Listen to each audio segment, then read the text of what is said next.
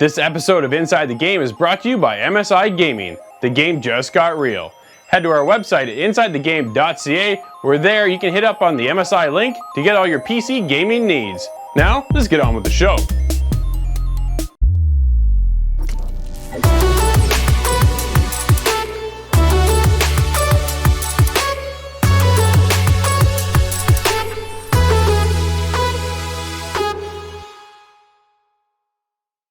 What's up, everybody? We are Inside the Game, your one-stop shop for everything cool in video games. We have another jam-packed episode, but you can help us out by being part of the show. Head to insidethegame.ca, where there, submit one of your clips. You got something cool to show off, you can end off our show. Now, to get things started, here are the guys with the Inside Scoop.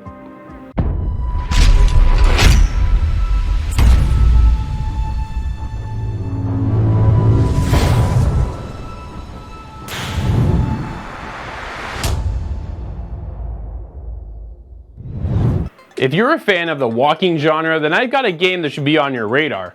Ghost on the Shore. You play as Riley, who's faced with a headstrong ghost, who's set out on an adventure then to uncover the tragic mysteries that are on this island. You play as Riley, a young woman who finds herself stranded on a desolate island with a headstrong ghost, dead for as long as he can remember. As you explore the crumbling homes of the gone islanders and discover their remnants, you get to know the ghost Josh. Making irrevocable choices in dialogue, you shape the bond with him, which ultimately influences the outcome of the game. As Riley puts it all together, she comes to understand how the island's history led to Josh's death.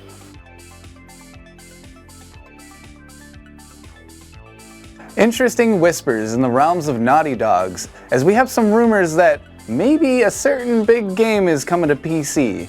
The Last of Us Part 2 is set to release on May 29th, and what we already know about Horizon Zero Dawn making its way to PC, this is definitely possible.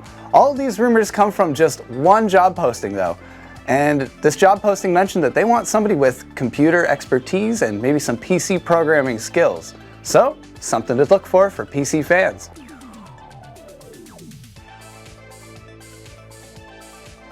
Another video game delay for 2020. Yep, we heard from Techland, unfortunately, that Dying Light 2 has been pushed back with an unannounced date. Now, this kind of is the trend with 2020, with so many games being pushed back, but this one, we don't have a date. But truthfully, this doesn't bug me at all. I love Dying Light 1, it was amazing, and if they can make it like anything like the first one, then count me in.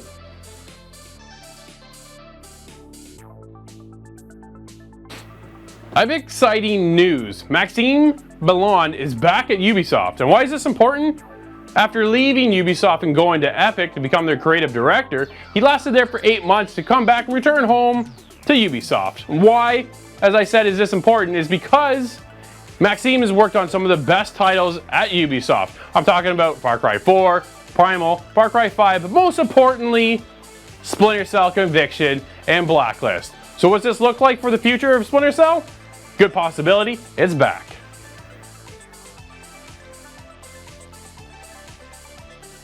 Now, if you were one of the many people that happened to see that Godfall leaked trailer, just know that that footage was confirmed as legitimate. However, the footage came out from an early internal presentation that was built on a PC and not meant to be full specs. The developer has confirmed this via Twitter that this trailer is in fact real, but it does not represent the PlayStation 5 experience that you will get in the game.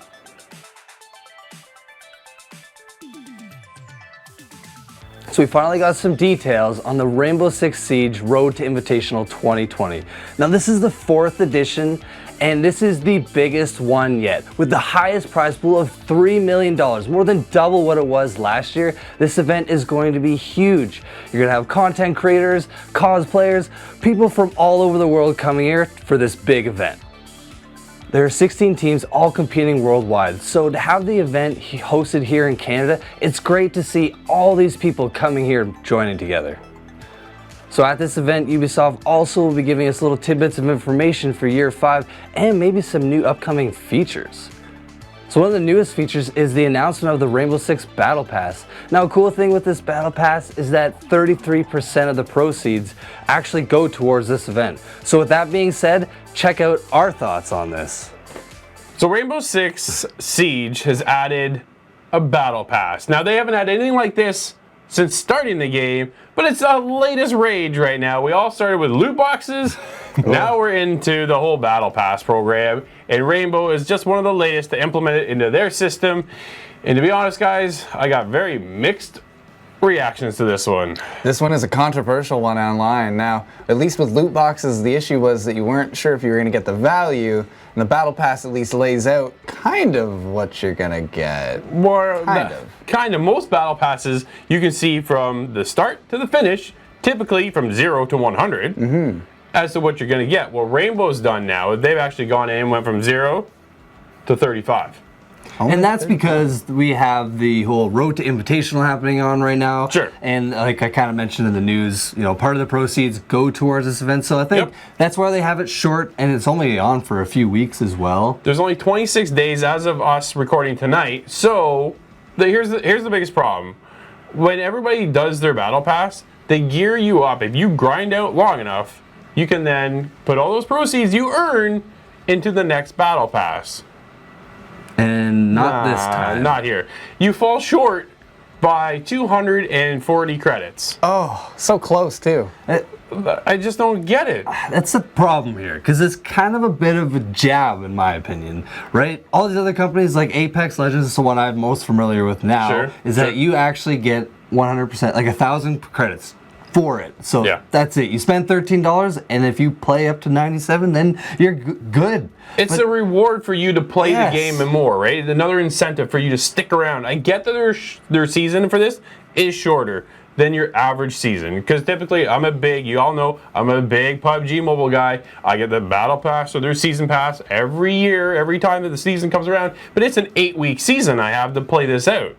So I've got time to kind of grind and get back to week 1 if I still need to catch up on one of those things. But then for this to be so short, I get why, as you state, especially in the news, but at the same time, it feels just a little tacked on at this point and not really fully thought through when they already have so many other companies doing this system. You got Fortnite, you got PUBG, you got Apex. It's not like this is new. The formula isn't new for this. So I'm a little disappointed going in to see what we're rewarded with and the lack of rewards. Yeah, I agree, man. I think they're kind of taking a chance with their kind of formula with this, and I personally don't think it's as good as others. No, not at all. So even though we've gone to this Battle Pass system, it's still kind of concerning to me that I don't know exactly what my next unlock is. I know that I can surpass a tier and that I'll get a chance of unlocking certain items, but I don't know exactly what my roadmap is. That's confusing to me. That's the problem, is that they brought the alpha packs over, so normally you get that wheel to go and you can earn an alpha pack, you unlock it and open it up, and you never know what's going to pop out of the pack. But they brought that into the battle pass, and in every other battle pass it's completely laid out, so you know you want to grind to tier 2, tier 10, tier 20, whatever it is. But here you're grinding towards another alpha pack, which then kind of just goes to, what am I getting? A loot box system to me, right? Yes, provided that, like Apex, they do have, you know, you at level 76 or 67, you get that really cool Lifeline skin. But once you get to about 70, you actually get a gold loot box. Which, so I'm kind of on the fence. I like the idea of having that in addition, but they have a lot of alpha packs in this bargain. And then the skins they do offer, in my opinion, aren't as great as other ones, we'll say. Yeah, you know, they're like, more they're casual just kind of like, I know the whole thing is stadium, and they're playing in this abandoned stadium, and they build this crucible, they call it. But truthfully, I don't know. When I play these games, I like looking cool, man. I want cool vest, I want cool mask, I want to look awesome. But this is kind of like, oh, I'm just putting on my sweater and gonna go shoot some fools. Now I'm my Division 2 character, you know, I look more casual than ever before. So I'm not a huge on that. The loot that they offer that you do know what you're getting isn't that great. The problem is, honestly, is that they geared this thing all around the 6th Invitational, which is a problem because not everybody who plays Rainbow cares about the esports division of it, right? I'm there to play Rainbow, and I do enjoy the esports side of it. We're big fans here on ITG of the whole esports scene. However, not everybody who plays this game cares, and that's the problem. Is that a lot of it is focused on their whole esports side, and it's just not enough to draw people from the outside to come in to pay for this battle pass when they go, there's nothing really there that I care about, because it's all focused on the one I agree. thing. I think this has been really heavily focused on anybody who follows the Pro League, because if you're not going to care about getting a green sweater. Nope, not at all. I think this is more of a pilot program that Ubisoft's doing to try and put a battle pass out there. It's a shorter one. They tied it to an event. Yeah, they want to see the response, and I'm sure they've gotten quite a response from it. But hopefully we'll see the next battle pass turn out to be more of a for everybody kind of experience. Yeah. And maybe some more milestones at least, that we know if we hit 5, 10, 15, we're getting specific items. I'd like that. I think that would be a lot better than More so, yeah. the loot box scenario we have now, yeah. And I want to see how they change their challenges, because I looked at the challenges, and it's win 3 matches in a row. Okay, like, come on, seriously, 3 matches? You can try, but... What if I get disconnected? Half the time my team's shooting me if I'm in with randoms. Like, come on, that is not one of the coolest challenges I've ever seen. That's one of the worst challenges I've ever seen. Because it's really, that is not a skill-based thing. That is luck of the draw, because you can be an amazing player, but to get an ace, not so easy. No, absolutely not exactly what I'm feeling for this one. First time out, our thoughts are a little mixed on this. I'm not too sure how this is going to go. Ubisoft, we'll see what you guys else have up your sleeve, but who knows. Hit us up at InsideTheGame.ca and let us know what you think of Ubisoft's Battle Pass.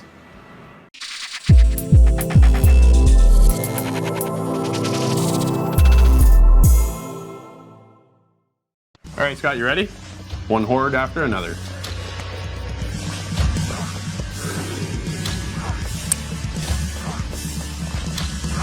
Scott, you and I jumped into a twin-stick shooter called Ritual Crown of Horns on the Switch. Yes. I had a good time with this one. How are you feeling about it? Yeah, so this is a kind of a game that I don't play a lot of. Me either. But I'm really starting to get into these twin-stick shooters now. There's something about this kind of arcadiness and the color schemes and everything that was this game really pulled me in. It's a dark, twisted story to the game, too.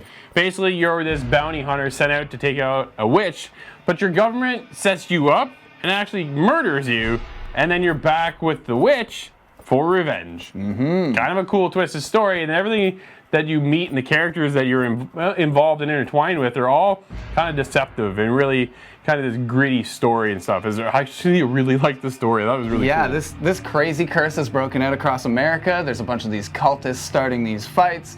You need to bring this witch around to kind of take these ley lines that exist on the planet and use that magic for your own betterment. So it kind of brings you into these scenarios where you're fighting a lot of these cultists and waves and waves and waves of cultists. Okay, so to boil it down to real simple terms, this game is a story, then a horde mode, then back to the story. Yeah. And it's a rinse, and repeat of that. And then along the way, you're able to get new abilities, new powers, and such to kind of upgrade and make your way through each fight and each round. And the enemies you encounter change as they go, and like some of these guys will explode. All of a sudden, I've got one of these guys like a tank, and they've got this big club. They're pounding their way through, and I was like, holy, he was not there before. And he's big and fierce. And then you've got some of these quick, honestly, they're like zombies. Some of the enemies behave more like zombies, where they're just trying to get to that door, that window, that barricade to break it down.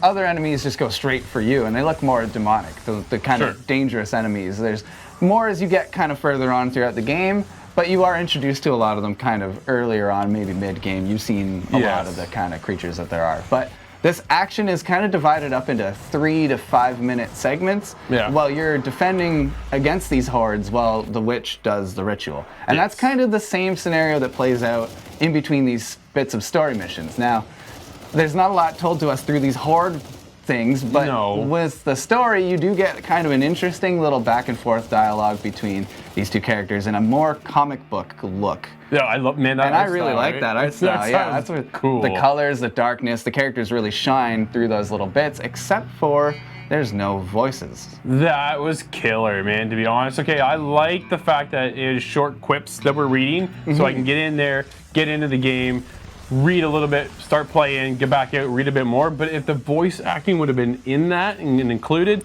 I think it would have just kind of elevated that to the next level that we really would have had. Because the game, honestly, is polished. is cool, but like I said though, that you're just doing a horde mode. It's a ritual that you're protecting your witch for said amount of time, and then she does this big explosion and ritual is done, wipes out the enemies, it's done, and then you go back into your cutscene with no voiceover. Yeah, no voiceover at all. Now you do get some rewards from completing these missions, and you get to move on to other missions. There's a lot of other kind of things that they've added into this.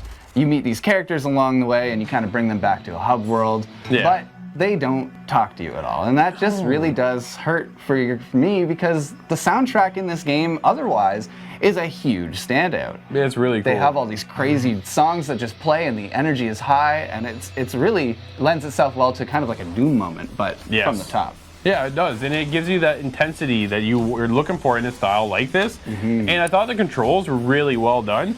I played a lot in handheld mode, but honestly, I felt using the Pro Controller is where you need to play this game. Yeah, I stuck to the Pro Controller because it was so hard. This game does hit you with some difficulty. Oh, you might think man, 3 minutes. Some? Yeah, Really? no.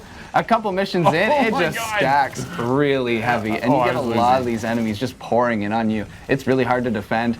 The music matches the tempo. Yeah. It's a really fun game for the 4 or 5 minutes you're defending. It got really tough to the point now when you're starting to get down, you're looking at the timer and you're going, okay, how can I wipe out all these guys that are around the witch now, because they've all broke through the barrier, and because you can't be everywhere at once. So there is your ritual where the witch is, and then an outer barrier around here typically, and then another barrier. But sometimes that outer barrier is so far apart that you're scrambling from one side back to the next, and then trying to get around, and you can't be everywhere. So you almost let them go in on one side, so then you can kind of get back and wipe them out. You let them pool up in certain areas. Yeah. I found this really good technique where I was letting them kind of pour in and get to the witch, but then you turn on that saw blade attachment. So cool. You become this invulnerable death machine, Yeah. and you just run through all of the crowds and just crush them out. That was the only way I could actually make distance into this campaign. I really like that they've added this RPG element where you can pick your equipment. That's cool. And kind of tailor yourself to have a better build, because the weapons are limited. When they're pouring in on you, you only have maybe a shotgun, maybe a Colt revolver. You can get a machine gun. There's things that pop up. Throughout the game, you unlock many weapons, but they're just kind of secondary. They're not strong enough. When you're right in the thick of it, it's better to hit that, just have an X button. All the spells that you can unlock as well. That's kind of your saving grace. Absolutely. So you need to use your whole arsenal in order to clear out the area. Yeah. Otherwise, you're just going to keep hoarding it on you, and then you're done. Those barriers can't be repaired, so it just leads to a scenario that gets out of hand. It definitely is going to get out of hand. That's the design of the game, and it's really fun to kind of take that back and just survive long enough.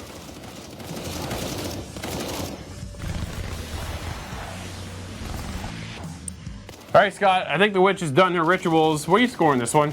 I had a fun time with this game, but there are some elements that I would have liked to see expanded on. We didn't get a multiplayer, and the no voiceovers really hurts me. Yeah. The game types are a little stale at the end of the game because it's only ever just defend yourself. I would have liked to see more scenarios kind of play out. But all in all, I had a fun time with this game regardless. I have to give this one a 6.5. Nice. I'm a little bit higher than you, surprisingly. I really enjoyed this game. I wasn't expecting to enjoy it as much, but a little variety to the gameplay would have been nice, and definitely some voiceover really would have helped. I'm there with the 7. A horde-based twin-stick shooter with a wicked story, hindered only by repetitive missions and no voice acting.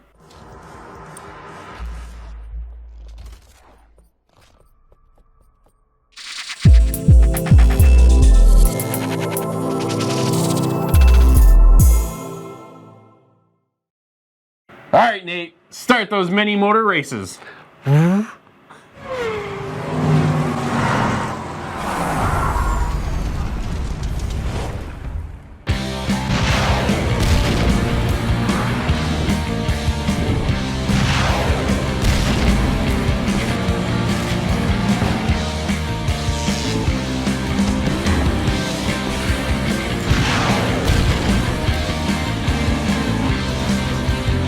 Nate, you and I jumped into Mini Motor Racing X on the PlayStation 4. Now this has 2 different things for it. This is cool, I like this, because it has the actual controllers and also a VR mode. Yeah, that's pretty cool. I didn't do anything with the VR, that's all you. That's all me, and we'll get to that. But what did you think of the game?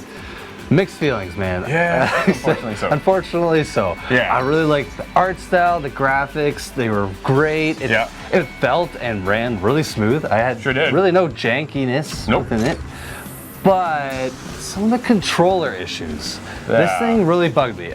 I played a lot of this game with, you know, using your weapons as X and then finding out that you can switch it to R1. Well, yeah, if you go into options, you're able to change the controller scheme because it's defaulted to using the boost and the weapons on the same button. All these buttons on the controller, and they somehow decided to map everything to the X button, which was just a little odd because when you want to use your weapon, that's okay, but if you want to use your boost and not the weapon, then that's where it becomes a problem because as you're racing around these little mini tracks, you can't boost until you get fire off that weapon. So I actually went into the options menu, fixed that, but again, it was defaulted to the R1 button, which made it a little awkward because you're using gas with R2, and so you're kind of using like a claw. Yeah, the claw kind of scheme. So if they would have just been able to map it to like circle or triangle or anything else, honestly. I don't really understand why they went with this because as you're racing, as you complete each lap, you're given a power-up, whether it's a shield, a wrench, which is kind of like the green shell from Mario Kart, or a boost. Yeah. So the fact that they had boost on the same slot, I don't know. It boggled my mind because I didn't figure it out until you decided to actually just look into it. I don't know why. It just never crossed my mind. I'm like, oh, but I was like, they gotta have a different control scheme because this is really bugging me because I didn't like it at all.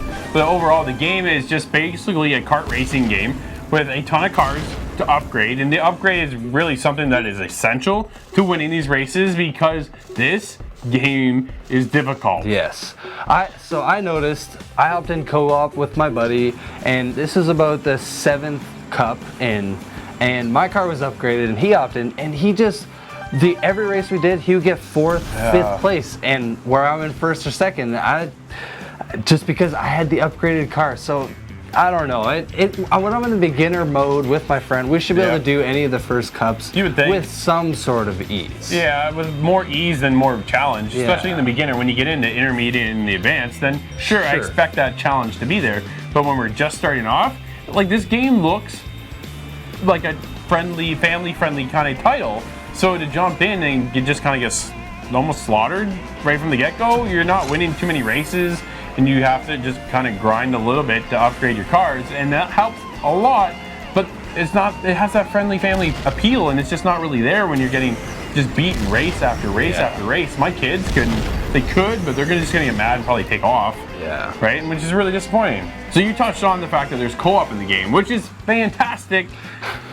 Almost, because the biggest problem is if one of us kind of gets that lead, because I was playing with my girlfriend, and one of us would get a lead and the other would fall behind a little bit, it really zooms the camera out. Oh man. Like massively, to the point where you almost feel like the camera is up on the moon and I'm looking down at Earth and that's all I can see is like these little ants running around because it is so far back that I can't really see my car. And it's not like I got like a little screen at home either. It's a big TV, but I'm not able to see the car and the detail and everything else that I want to see in a race. If they just would have put it into a split screen mode, I think that would have solved everything. I think so too, because the big thing in this game is there's several different camera angles that you can work with. Which is awesome. And the one in single player is that multiplayer mode, but you never pan out to this little ant size, you know, at ant perspective view. So yeah, it's got that top down view the whole time, but then you're like way out. It's just like, oh man, it was ridiculous because a couple of the races that I did in co-op were the same. They were the biggest races probably in the game, and it's just too much.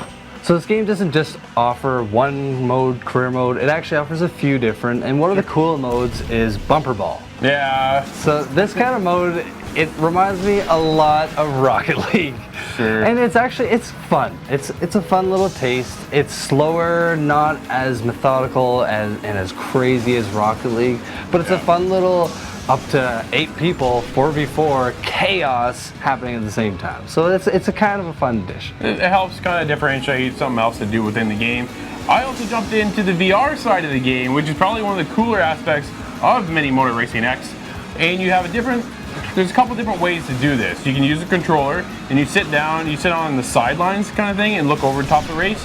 So it's got this whole fixed camera angle, but you can constantly bump around from different camera angles, which I thought was really cool. That was cool. You can go right down into the close camera, right? But it's, man, when you were in that in I feel VR, like that would be a little nauseating. no, it was, because I lasted about 30 seconds and then had to bail out on that one because it zooms into, so they try to kind of narrow your view down so you get the black screen around the edges and then just what's in front of you. But when you are at the higher levels that we are, and things are a lot faster than initially when they first start, because when they first start, they're really, really slow, but then things start to speed up. And when you're down there in VR, and the way the cars are moving so quick and so fast, and they turn, and it's just, I felt like I was just all over the place, and I was about to topple over. So I instantly bounced out of that, went back up to this kind of this God mode, kind of looking down sort of thing, and that was the cooler aspect of it. And you can also use the wand controllers, which is kind of neat too, and you have a like steering wheel, and you can kind of goof around that way. So a couple different aspects with the VR mode, really interesting. I kind of really appreciated that more than the main game itself. Yeah, I could see that. Unfortunately, I didn't get to try the VR, but hearing that, maybe I should try it. Yeah, it was cool. Well, Nate, all in all, we had a decent time with the game. What are you scoring this one? So, like I said at the beginning, kind of this mixed bag of feelings. Parts of it I really enjoyed, the graphics, and the upgrading was kind of fun, and you have a few options within it, something to grind towards as well. Yeah. But ultimately, it wasn't that great, so I'm gonna have to give it a 6. You know what? You scored it right there where I was too. I'm there with a 6 as well.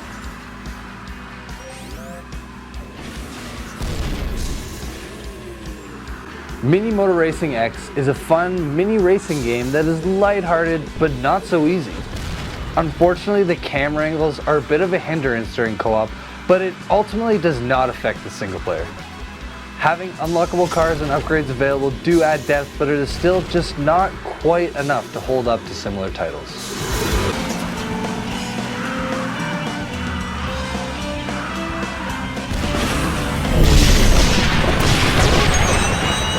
All right, guys, in 2019, a lot of those games we are all looking forward to got pushed to 2020. And that was kind of the year of 2020. Now that we're in 2020, we're starting to see those games that have been pushed being pushed once more. It's a little disappointing to see that the developers are coming out and announcing these games that we all look forward to. And it's one thing to announce a game that let us know that it's coming. It's another than to put a date on it and then have to push it again. I understand why. Video games are hard, man. There's no doubt about it. Making a game is nothing easy to do. I'm not questioning their abilities to do it. I'm just disappointed in the fact that we see one company after another, and it kind of started with me with Ubisoft, to be honest. Like, they talked about Watch Dogs Legions. Honestly, we did an interview at EGLX covering the game, and then we no sooner finished that interview, and then boom, delayed. I was like, but I was just talking about the game. So that gets pushed. Then Gods and Monsters get pushed. And after that, it just seemed to snowball with Final Fantasy VII, Cyberpunk 2077. Even I think the biggest one last year for me was Doom, because I was expecting that was probably going to be the game of the year for me last year. I'm sure. But then it got pushed. Yeah. And now that we're kind of getting closer to it, I'm really hoping that they're not going to push it again. But I don't think so. I'm happy about it, honestly. From what everyone's saying about the little tidbits of news we've gotten about this game, the pushback was worth it. So with these other games, hopefully that's what we see. Well, they got to be working on something. There's a reason why they're pushing it back, right? Something isn't working properly. However, then just don't put a date on the game until you're 100% sure. But why do they do that? Stockholders. And to get everybody hyped for the game, which you necessarily have to do as a company. We met all these people at Ubisoft that were super excited about the projects they were working on and super into that. And for them to go back and say that we have to delay, no doubt is a weight on them as well. They wouldn't be doing that if they didn't have to. No. And hopefully the results speak for themselves. I'm confident in Doom. We've heard enough about Doom that they've teased enough gameplay, they've shown enough off that we know there's something there. Yeah. A lot of these other games we haven't seen nearly enough to know that that's still in the tank. Cyberpunk is one of those where we have a lot of concepts, but we don't have a lot of hardcore evidence that a game exists yet in the caliber that we need it to. They've shown us clips at E3 and stuff like that, but we're really basing Cyberpunk off of Keanu Reeves? Well, maybe a little bit, but we're really basing it off of the fact that CD Projekt Red produced The Witcher and that franchise, and that's really where the weight carries for them to push Cyberpunk, and that everybody gets so excited and they hear the grand story of what Cyberpunk is going to be, but then they just push it again and then push it again and push it again. It's just like, man. And then they're talking about the multiplayer as well for Cyberpunk being pushed to 2021. It's not even going to be out within game releases, which, okay, give us the story, because honestly the game's going to be so big anyways. You're going to be playing that at least till 21. But overall, the idea of pushing another game, is got to be weighing on the studio. Everybody's passionate about building their game, and they want to have the best product out there for everybody to play and experience, because the last thing they want to do is have a game ship and go, well, that thing sucks. Yeah, that's a huge time sink that they would have just let go at that point. And with Ubisoft's one of their newer titles, let's say Breakpoint. It didn't do really bad last year, but when it came out, you guys know, even from playing it the other day, it still got issues, right? So maybe if they pushed it back like they did other things, maybe they learned from that. They're like, with Watch Dogs Legion coming out right around the corner, they're like, well, Breakpoint was a little bit janky, so let's work on this. Let's learn from this. No, good point. That's absolutely a good point, because again, we played Breakpoint just because we wanted to kick in and do something and hang out, and then we're still experiencing the same problems from the launch, which is kind of disappointing, because they're taking it back to the drawing board and rebuilding that game from the ground up. Rumor has it. So moving forward, we'll see what that brings. But yeah, I think there's a lesson learned by Ubisoft and a lot of other developers too, that when they're building a game, if you put out a crappy game, it's just crap. Well, and they see that all these other companies are coming out with these delays, and I feel like that's it's all right, bro. We can do it. Yeah, we can now we can delay and we can get our game out properly the way we want to. Put a new date on it. I think we're seeing kind of a toppling effect, a domino. Yeah, true enough. Hit us up at InsideTheGame.ca and let us know what game were you excited for and got pushed. So this week's Mobile Mention, we're doing something a little bit different. We're talking about an oldie but a goldie, and the Force is strong with this one. We're talking about Star Wars Commander. Now, do you remember any of those old school RTS, city builder style games like Clash of Clans or Battle Ages? Well, this game is just like that, but way better.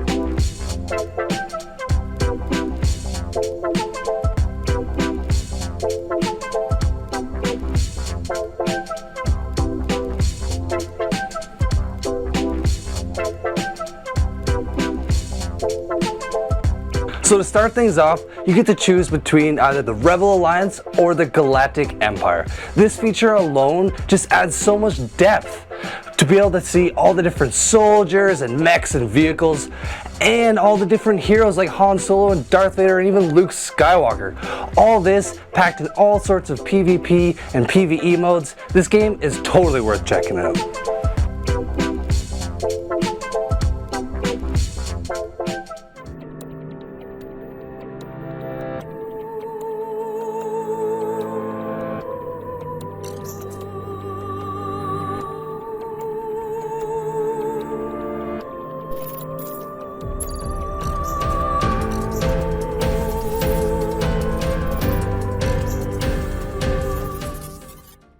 I'm here to review Star Wars Vader Immortal, Episode 1. We better move it, Captain. The Hutts want their spice back. We gotta jump to hyperspace again. Come on, flip the bypass switches for the hyperdrive.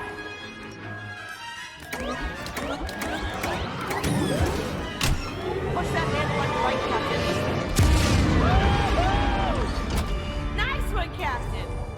I got a chance to do what every Star Wars fan wants to do, and that is play virtual reality Star Wars. This is Vader Immortal, Episode 1, and might I say, I hope there's a lot of episodes to come. Episode 1 is really cool with the cinematic intro and introducing you to your character and your robot companion. Oh, Scrag. Looks like we took some damage back there. While I try to reroute the power, why don't you go ahead and scan the ship? The story is centered around Vader, but it kind of is told through your character's perspective.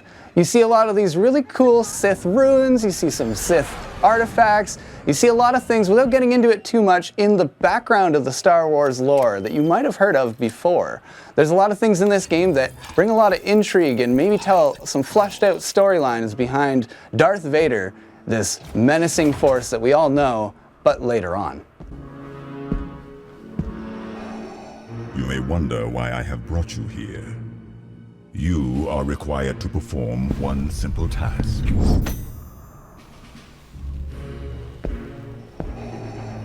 Episode 1 does a little bit of table setting. It shows you where your place is in this story and maybe kind of where the story is about to take off. Episode 1 doesn't get terribly into it, but it does introduce you to each of these characters, and it does get you into the combat role many times. You do get that moment where you get to pick up the lightsaber. It's yours. Go ahead and pick it up. But I'm gonna need a minute. Will you cover me? A standout feature of this game that you notice right off the start is just how beautiful everything looks. I have not seen a virtual experience quite like this before. The textures, when you're talking to certain aliens or even just dealing with your ship in general, it's so detailed that it just blows me away. We're getting almost 1080p style graphics out of something that wasn't able to do this just a couple years ago. Quickly, let's move! If you get a taste of the action in the campaign, and that's not enough for you, which it likely isn't, you can jump into Darth Vader's dojo and play out a bunch of different rounds of combat with an enemy. You get these enemies that shoot lasers at you, and you get these droids that show up with lightsabers to duel you. And there's some upgrades as you get along that tree. Now, that combat is really fun to get good with. It's a great place to practice. There's a couple different arenas, and the chains of unlocks that you can get related to this is really cool and can keep you coming back for more. You can unlock different lightsaber colors, different hilts, and all sorts of stuff through those dojo unlocks, depending on how you do. So you can tell that they put a lot of effort into the environments and the way the characters look, but they also put just as much effort into the audio and the way everything sounds. All those different lightsaber clashes, they sound perfect depending on where they are in the 3D space around you. Because of that binaural audio, you get all these audio clues whenever anybody's about to attack you, and that's kind of how you're driven to kill each enemy one after the other in a Force-like fashion.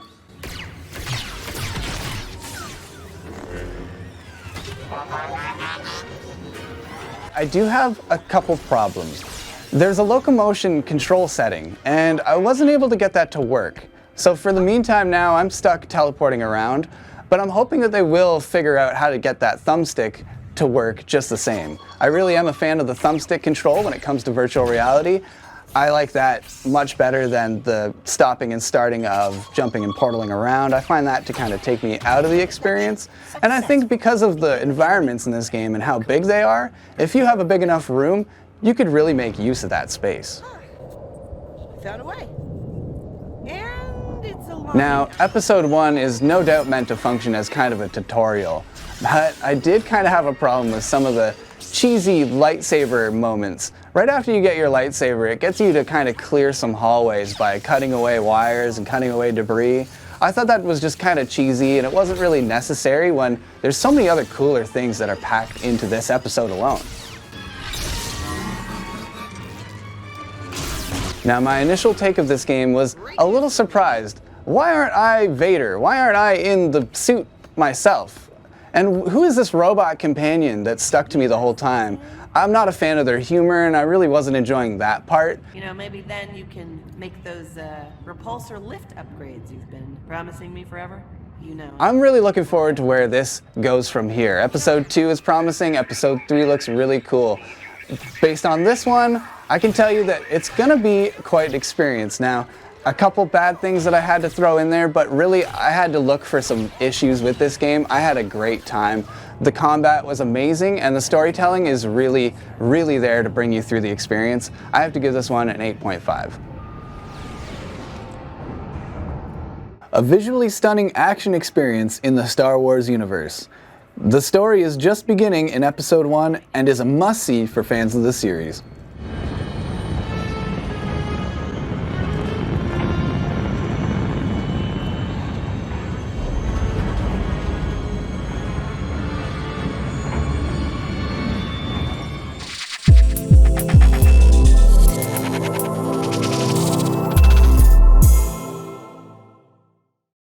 Nate, we got some mechs going on in this one. Yes, we do.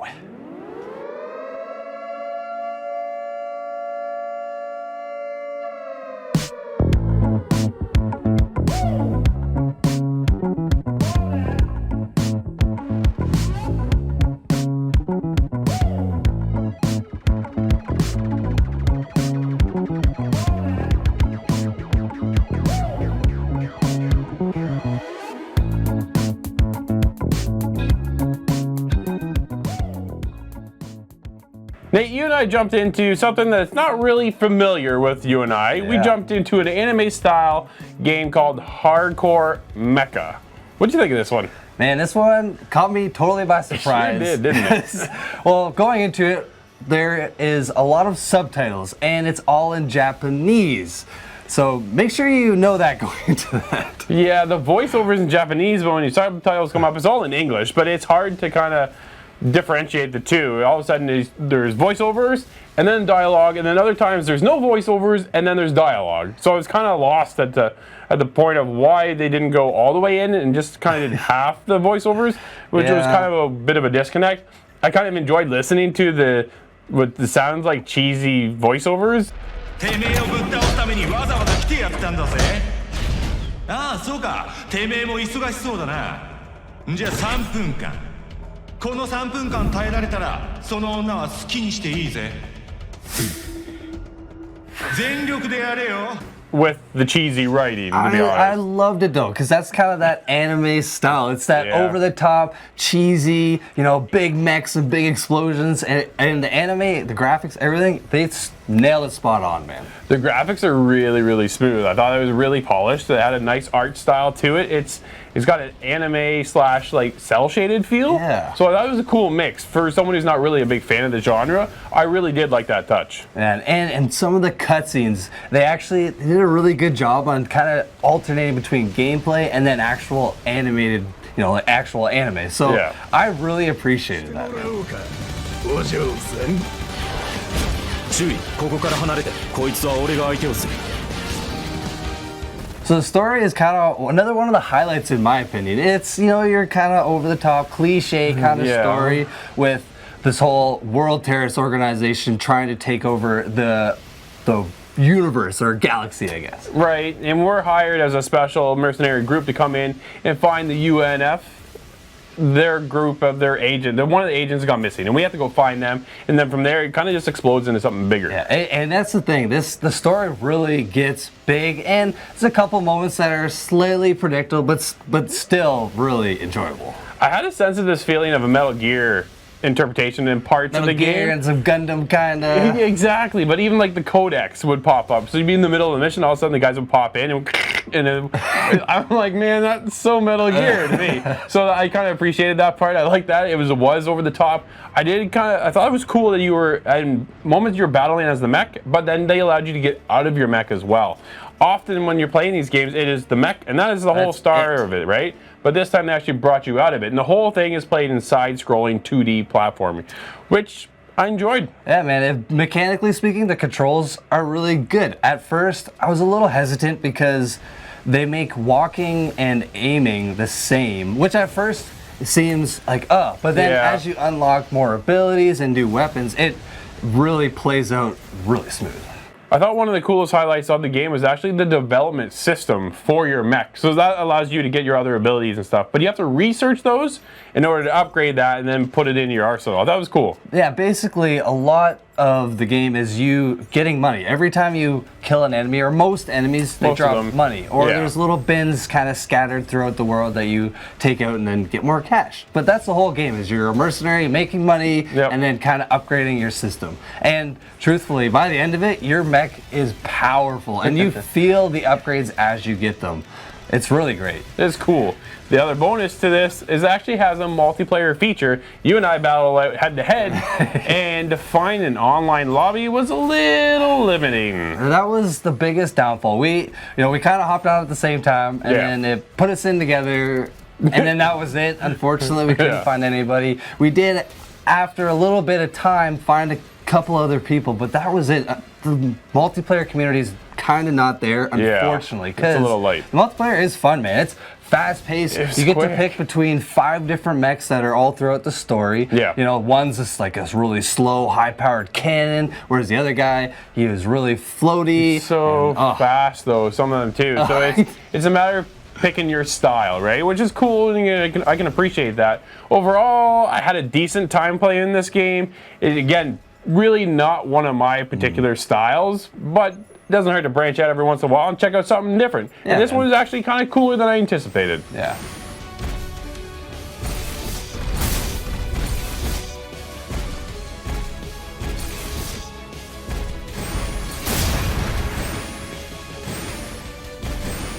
Overall, Nate, this was a bit of a surprise for you more than myself because, as I said, not really my style, but I can appreciate what is there. What are you scoring this one? So, unfortunately, it's not a complete knockout of the park because there are a couple things missing. Like, with those scenes where there's no voiceovers, it kind of took me out of it because I really did enjoy the Japanese voiceovers. Yeah. But ultimately, that's probably the biggest downfall and the lack of multiplayer. But I'm going to give this one an 8, man. I loved it. You're a little higher than me. I'm there with a 7.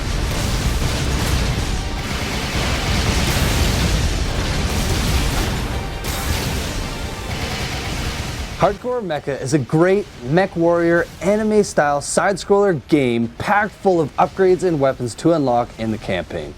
The graphics and art style chosen were great and complemented the story very well. The multiplayer also was a lot of fun, but unfortunately finding matches would take a little too long, taking away from the overall experience.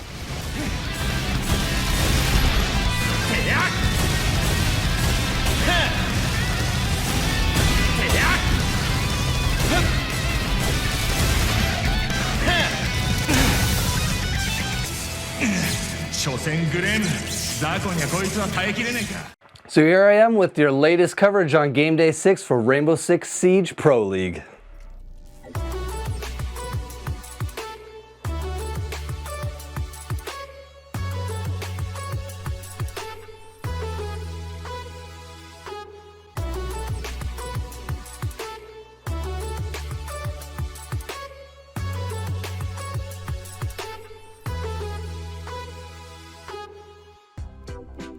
Another game day in the books, and this one was an important one. We're about halfway through the season, and the road to SI is just around the corner. Now, just to give you a quick rundown of how the point system works, wins earn you 3 points, draws earn you 1 point, and losses earn you squat. Alright, so the first game was the battle of two titans with Space Station Gaming dueling TSM. Before every game, the fans give their thoughts on who they think was going to win, and the numbers weren't completely surprising.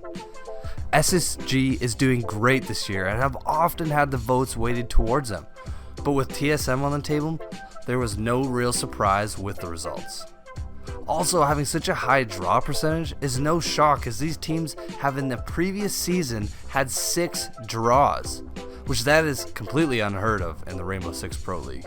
But anyways, we had SSG defending in the first half on the map Coastline. Now this map was quite interesting for many reasons.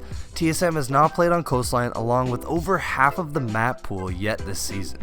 They are pretty much the first ones to ban it every time, and while you look at Space Station Gaming, they have done really well so far on Coastline this season. But they also do have a tendency to ban it, so... Now SSG is a very patient team, so seeing them play against a very aggressive team was awesome on this map. Coastline is a very fragger heavy map, and TSM took full advantage of that. In the first half, TSM only took 2 rounds, but that is no tall task when you're defending on Coastline. Once they switched sides, all hell broke loose, and TSM could not be stopped with a total of 5 wins in a row, giving them a 7-4 victory. Merc on TSM was the real MVP in today's game with 15 kills this match, and a season total of 79. He holds first place by a long shot, with Ace behind him with having 59 kills. Now let's continue on with the remainder of the highlights.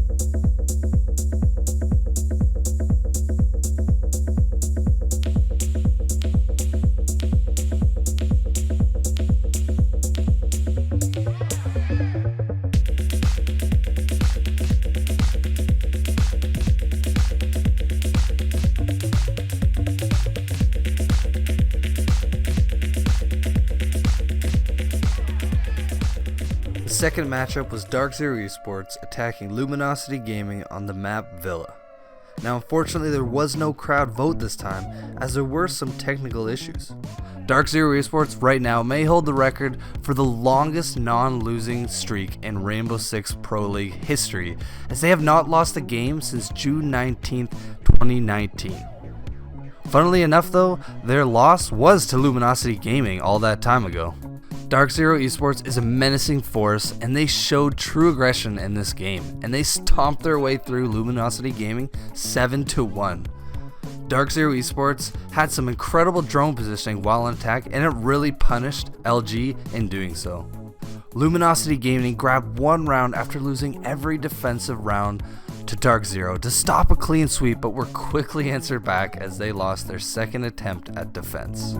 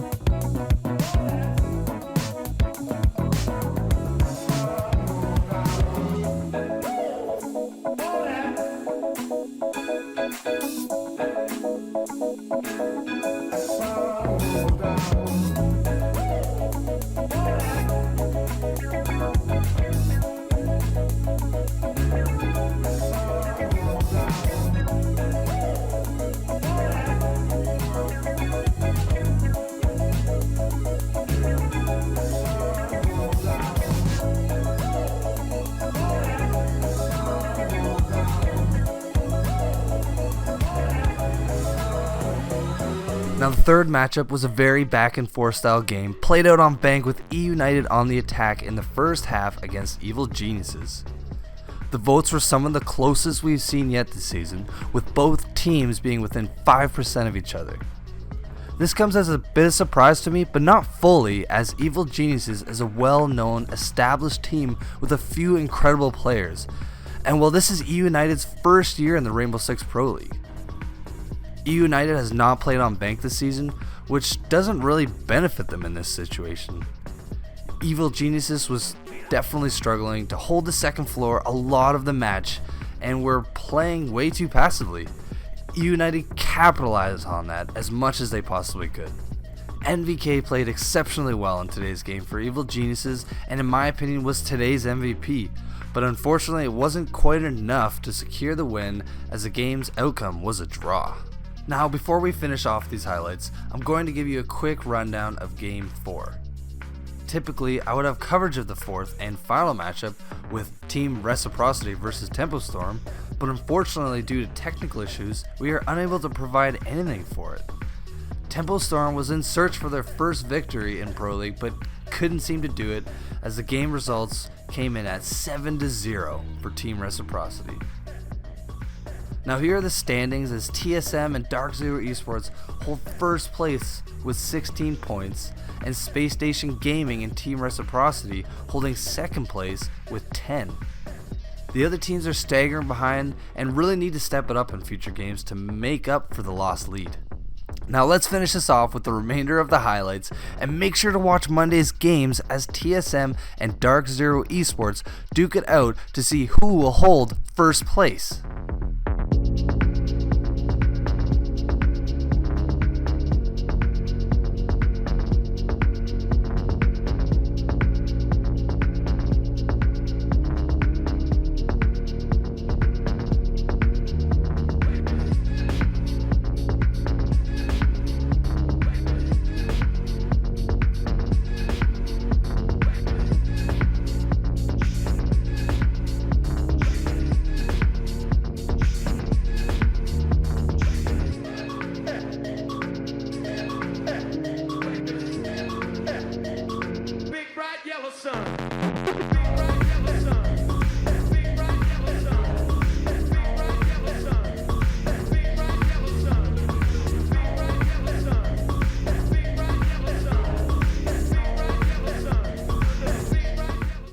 right, Nate, there's episode 54. Woo! Starting off strong already. I'm liking it. Now, each and every week, you guys hit us up with one of your clips over at InsideTheGame.ca. Who do we have this week? This week we got Mr. Jerky with an ace in Rainbow Six Siege. Check it out. Thanks so much for sticking around. We'll see you next week Inside the Game.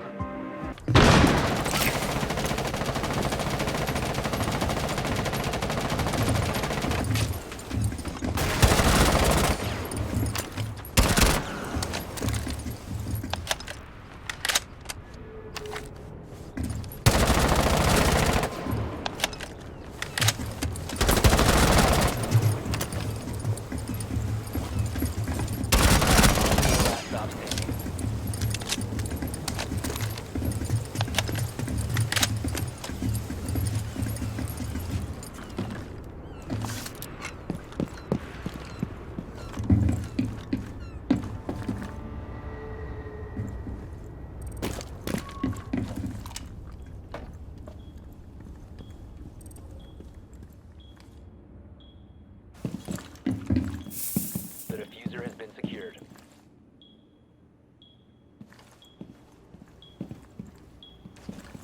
Seconds left.